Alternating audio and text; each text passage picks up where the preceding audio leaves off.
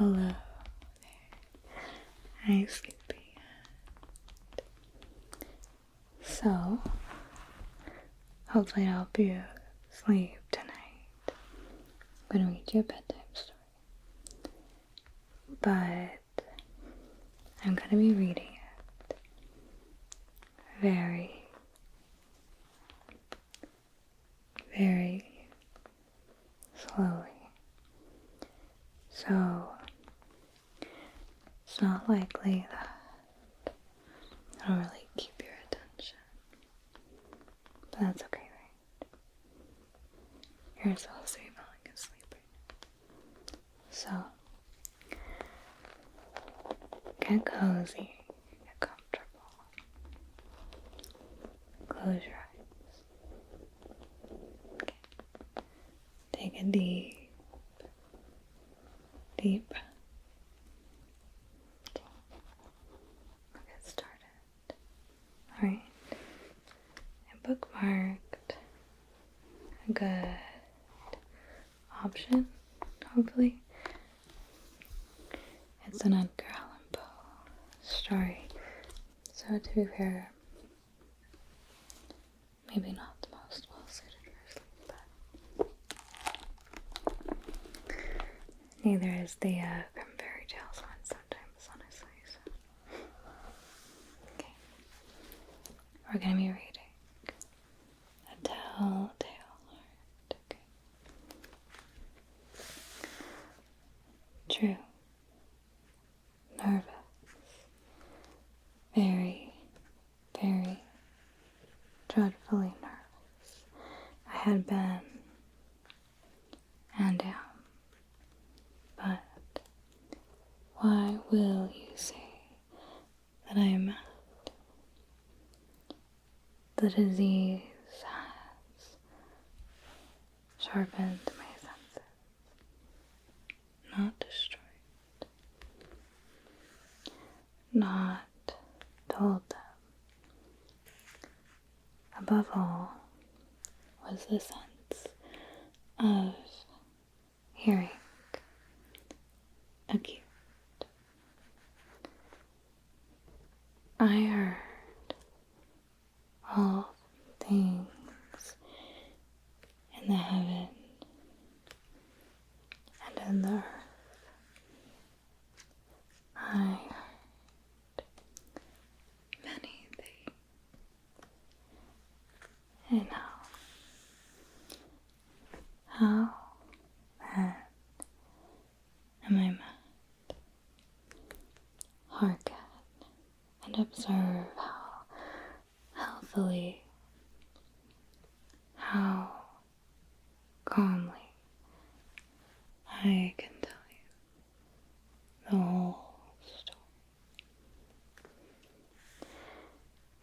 It is impossible to say how first the idea entered my brain, but once conceived, it haunted me day and night. Object there was none. Passion there was none. I loved the old man. He had never wronged me. He had never given me insult. For his gold, I had no desire. I think it was his eye. Yes, it was this. One of his eyes resembled that of a vulture. Pale blue eye with film over it. Whenever it fell upon me, my blood ran cold. And so by degrees, very gradually, I made up my mind to take the life of the old man, and thus rid myself of the eye forever. Now this is the point. You fancy me mad. Madmen know nothing. But you should have seen me. You should have seen how wisely I proceeded, with what caution, with what foresight, with what dissimulation I went to work. I was never kinder to the old man than during the whole week before I killed him. And every night about midnight, I turned the latch of his door and opened it so gently.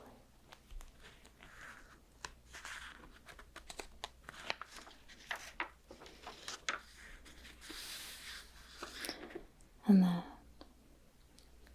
when I had made an opening sufficient for my head, I put in a dark lantern, all closed,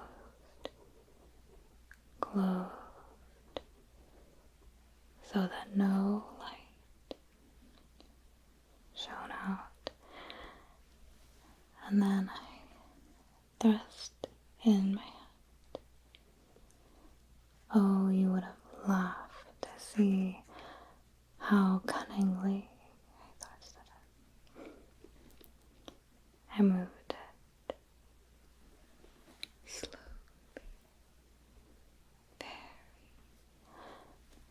very slowly, so that I might not disturb the old man's sleep. It took me an hour to place my whole head within the opening, so far that I could see him as he lay upon his bed. Ah, what a madman have been so wise as this. And then, when my head was well in the room, I undid the lantern cautiously. Oh, so cautiously. For the hinges creaked. I undid it.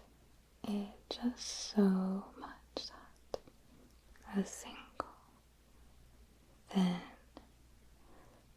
ray fell upon the vulture. And I did this for 7 long nights. Every night, just at midnight. But I found the eye was always closed. And so it was impossible to do the work, for it was not the old man who vexed me, but his evil eye. And every morning, when the day broke, I went boldly into the chamber and spoke courageously to him, calling him by name in a hearty tone, and inquiring how he had passed the night. So you see, he would have been a very profound man indeed, to suspect that every night, just at 12, I looked upon him while he slept. Upon the 8th night, I was more than usually cautious in opening the door. A watch's minute and moves more quickly than did mine. Never before that night had I felt the extent of my own powers, of my sagacity. I could scarcely contain my feelings of triumph to think that there I was, opening the door little by little, and not even to dream of my secret deeds or thoughts. I fairly chuckled at the idea, and perhaps he heard me, for he moved on the bed suddenly, as if startled. Now, you may think that I drew back, but no. His room was black as pitch, with a thick darkness, for the shutters were closed, fastened, through the fear of robbers. So I knew that he could easily not see the opening of the door, and I kept pushing it on steadily.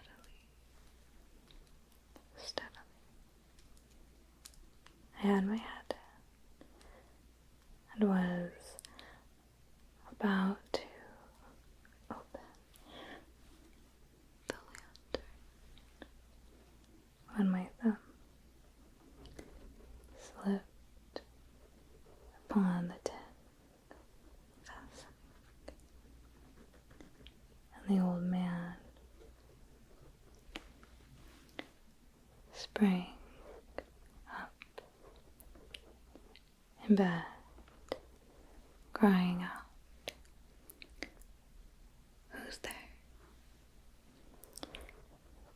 I kept quite still and said nothing.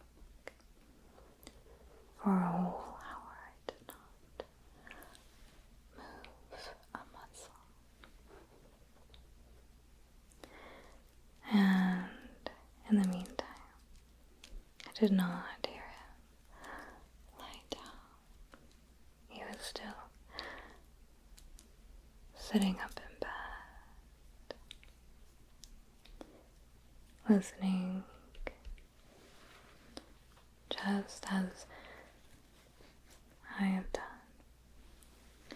night after night, hearkening to the death watches in the wall. Presently, I heard a slight groan, and I knew it was the groan of mortal terror. It was not a groan of pain or grief. Oh no. It was the low, stifled sound that arises from the bottom of the soul when overcharged with awe. I knew the sound well. Many a night, just at midnight, when all the world slept, it has welled up from my own bosom, deepening with its dreadful echo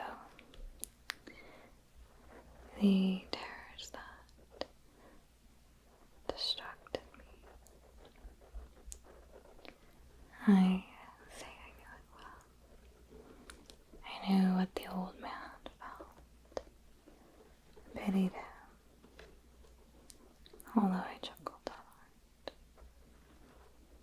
I knew he had been lying awake ever since the first slight noise, when he had turned in the bed. His fears had been ever since growing upon him. He had been trying to fancy them causeless, but he could not. He had been saying to himself, "It is nothing but the wind in the chimney. It's only a mouse crossing the floor, or it is merely a cricket which had made a single chirp." Yes, he had been trying to comfort himself with these suspicions, but he had found them all in vain.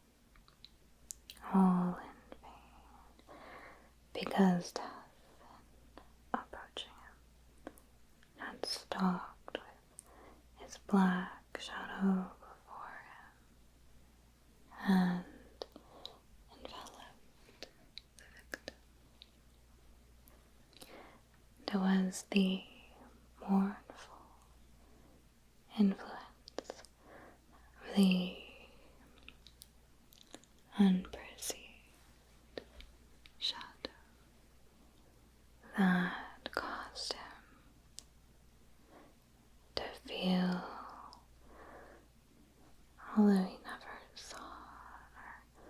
heard,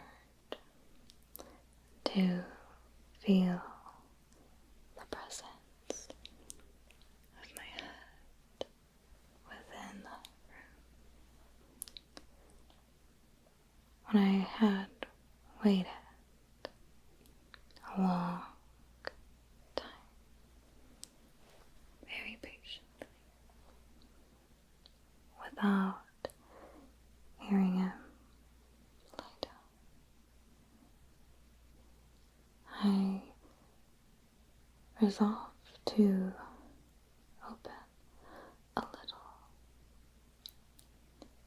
a very, very little crevice in the lantern. So I opened it. You cannot imagine how stealthily,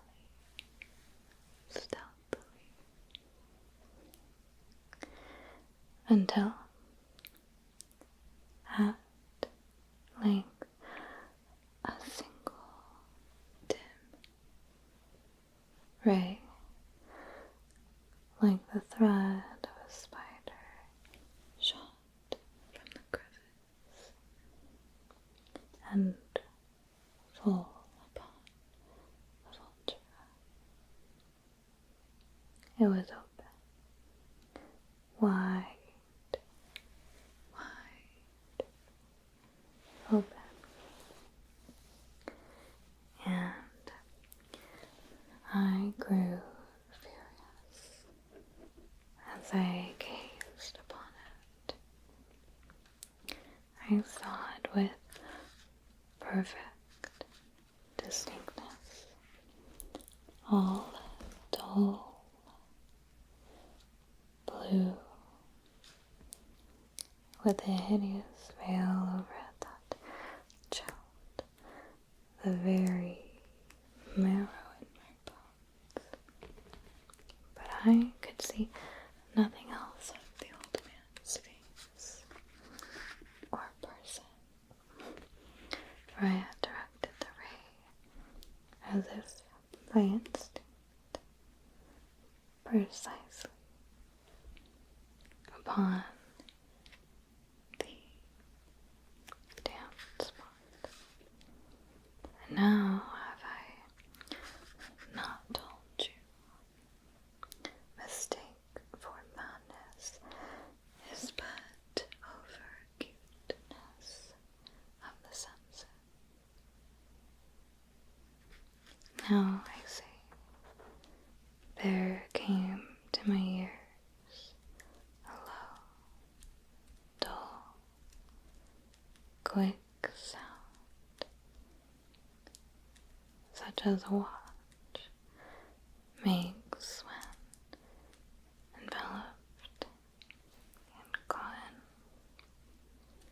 I knew that sound too well. It was the beating of the old man's heart. It increased my fury, as the beating drum stimulates a soldier and a courage. But yet I refrained and kept still. I scarcely breathed. I held the lantern motionless. I tried how steadily I could maintain the ray upon the eye. Meantime, the lash tattoo of the heart increased. It grew quicker and quicker and louder and louder every instant. The old man's terror must have been extreme. louder. I see. Louder every moment. Do you mark me well? I have told you I am nervous. So I am. And now at the dead hour of the night, amid the dreadful silence of that old house, so strange a noise as this excited me to uncontrollable terror. Yet for some minutes longer I refrained and stood still, but the beating grew louder and louder. I thought that the heart might burst, and now a new anxiety seized me. The sound would be heard by a neighbor. The old man's hour had come.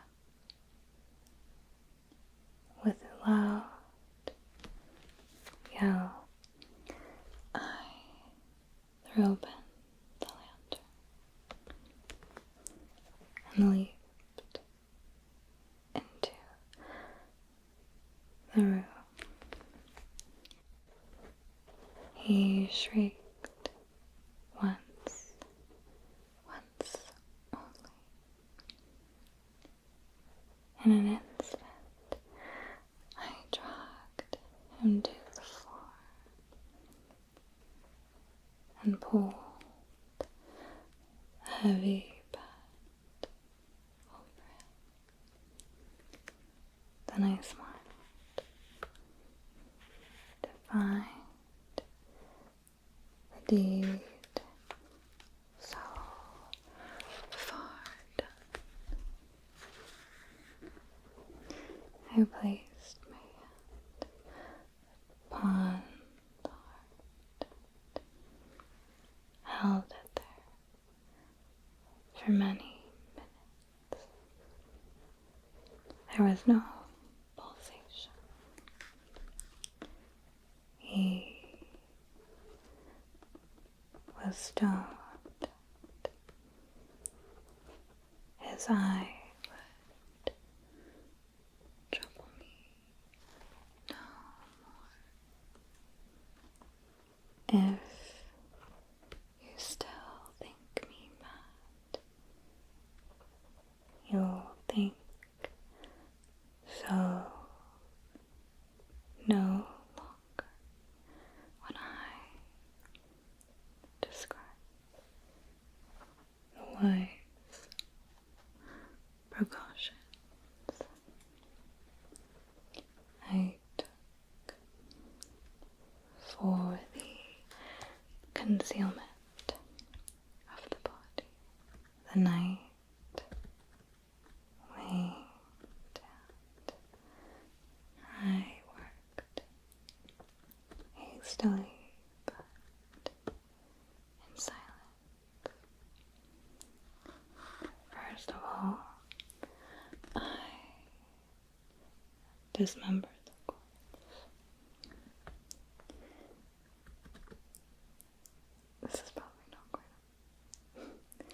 inappropriate, but thanks. I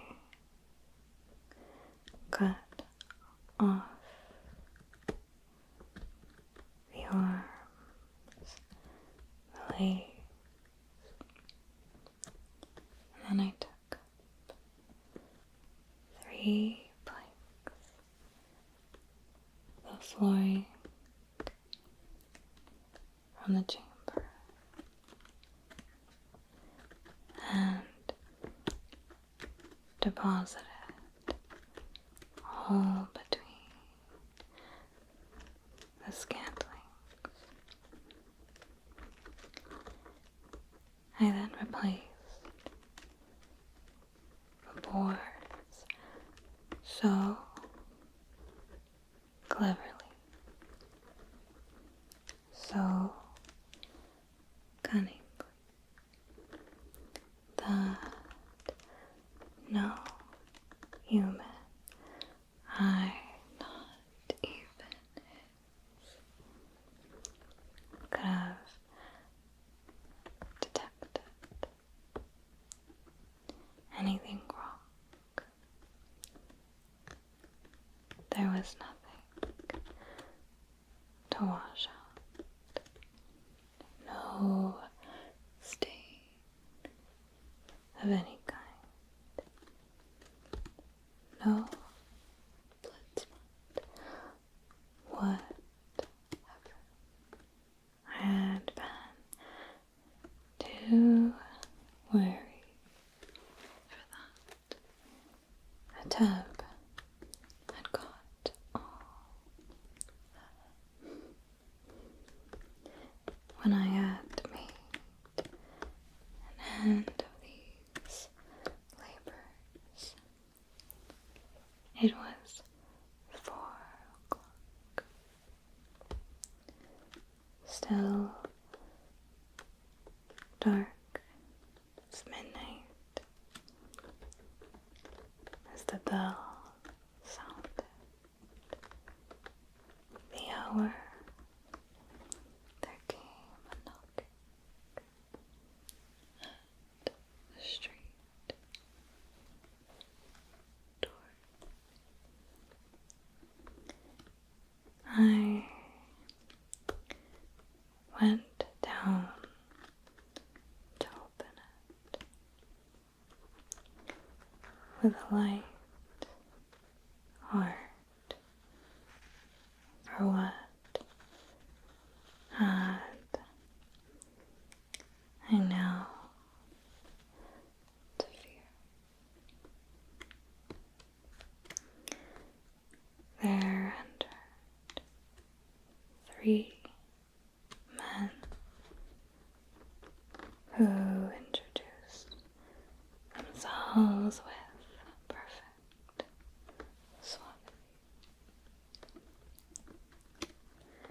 as officers of the police.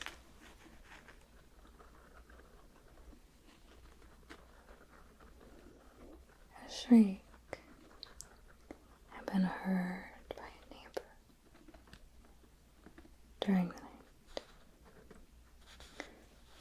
Suspicion of foul play had arised. Information had been lodged at the police office, and the officers, had been deputed to search the premises. I smiled. For what had I to fear? I bade the gentleman welcome. The shriek, I said, was my own in a dream. The old man I mentioned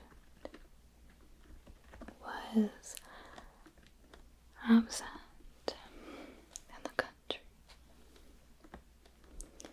I took my visitors all over the house. I bade them search well. I led them at length to his chamber. I showed them his treasures, secure,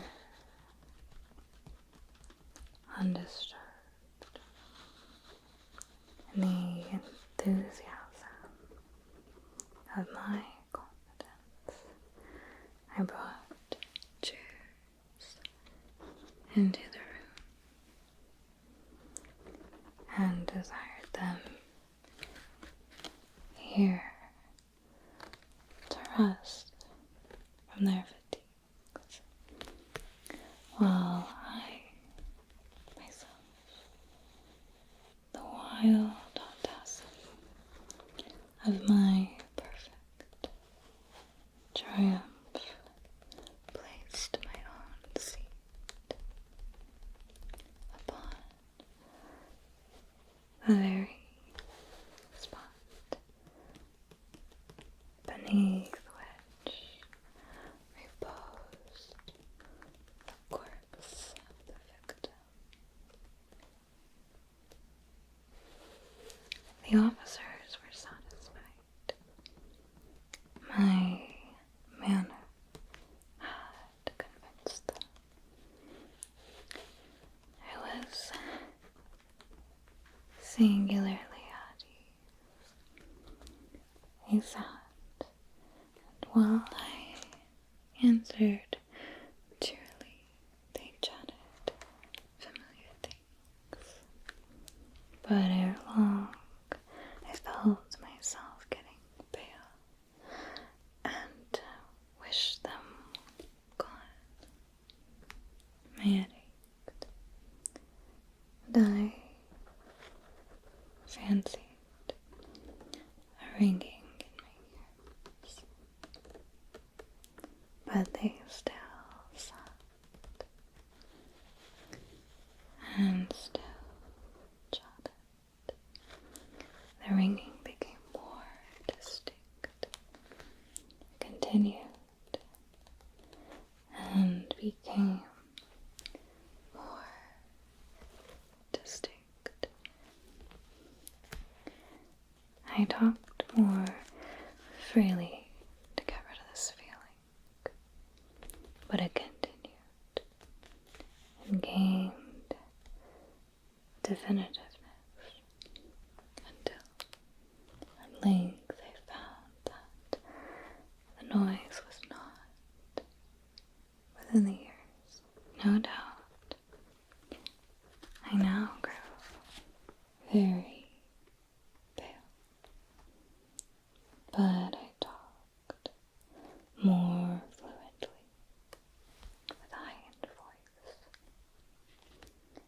Yet the sound increased. What could I do? It was a low, tall, quick sound, much such a sound a watch makes when enveloped in color. I gasped for breath, and yet the officers heard it not. I talked more quickly, more femininely, but the noise steadily increased. I arose and argued about trifles, and Ike, and with violent gesticulations, but the noise steadily increased. Why would they not be gone? I paced the floor to and fro with heavy strides, as if excited to fury by the observation of the men. But the noise steadily increased. Oh God, what could I do? I foamed, I raved, I swore. I swung the chair upon which I had been sitting and grated it upon the boards, but the noise arose over all and continued. grew louder,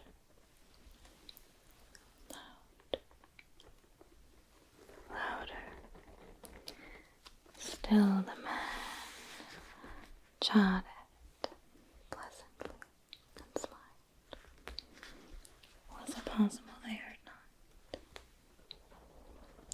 Oh my God, no, no. They heard. They suspected. They knew. They were making a mockery of my horror. This, I thought, and this, I think. But anything was better than this agony. Anything was more tolerable than this decision. I could bear those hypocritical smiles no longer. I felt that I must scream or die. And now again, hark, louder, louder, louder, louder. Villains, I shrieked, dissemble no more. I am at the deed. Tear the plank